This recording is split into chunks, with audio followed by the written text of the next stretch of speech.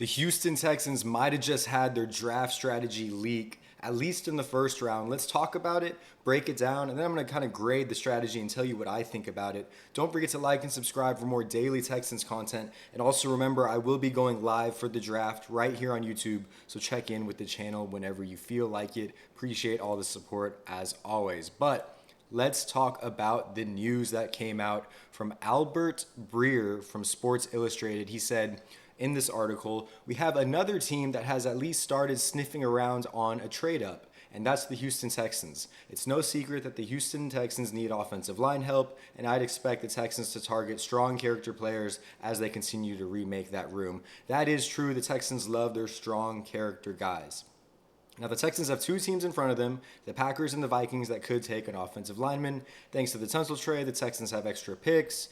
I could see where it sets up for a short move up, potentially to try to land someone like Gray Zabel, or if they're feeling froggy and include 2026 picks, maybe a more significant move up for Kelvin Banks. One player I've heard the Texans have done a lot of work on is Ohio State's Donovan Jackson. So it sounds like Breer knows more about the potential trade up than he knows about the actual player, but he's kind of giving out some suggestions, some ideas. I think player-wise, the most we get to hear and know about this that we can kind of take to heart is the fact that they've done a lot of research into Donovan Jackson. I do think that's pretty significant for the Texans in terms of personnel.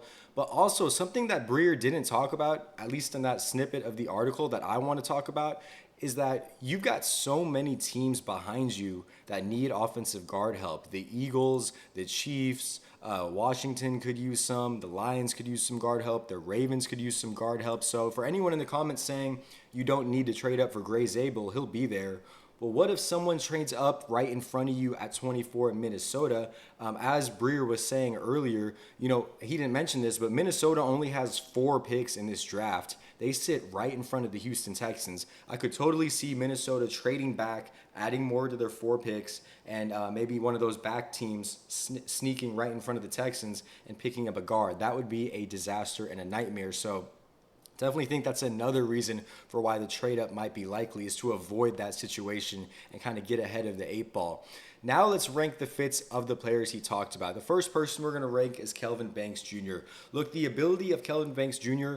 is undoubtable. He's there. He's a great offensive tackle. He will be the more expensive tackle. You're going to have to start giving up some of those future picks potentially, unless he falls to you, which would be awesome.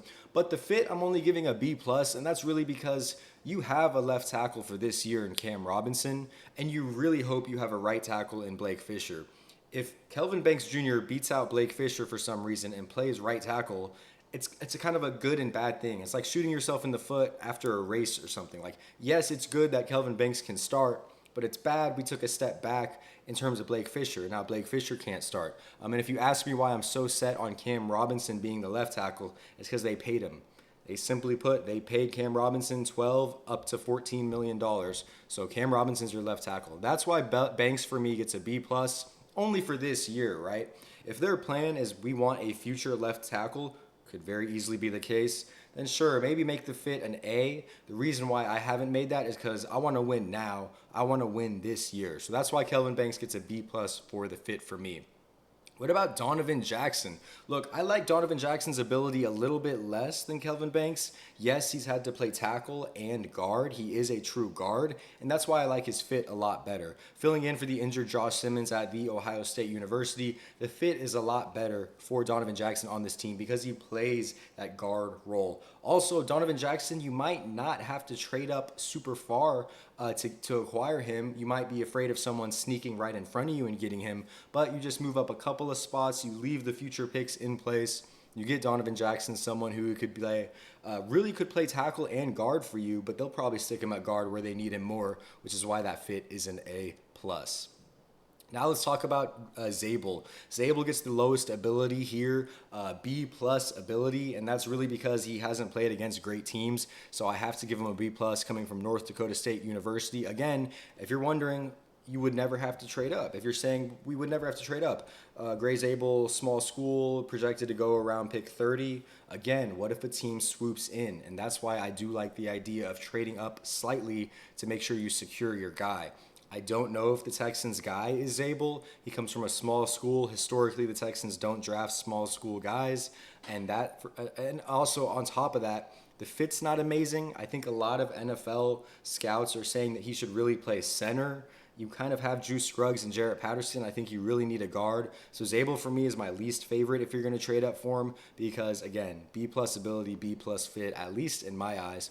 And finally, someone that Breer didn't mention, but I feel like I have to mention, especially since, he thinks and I think that the Texans will go after good character guys. That's Tyler Booker. Now, Tyler Booker might shock some of y'all. He beat up on people in Alabama. I'm still giving his ability a B minus, which I guess is a little lower than Zabel's. You really could have that at a B plus as well.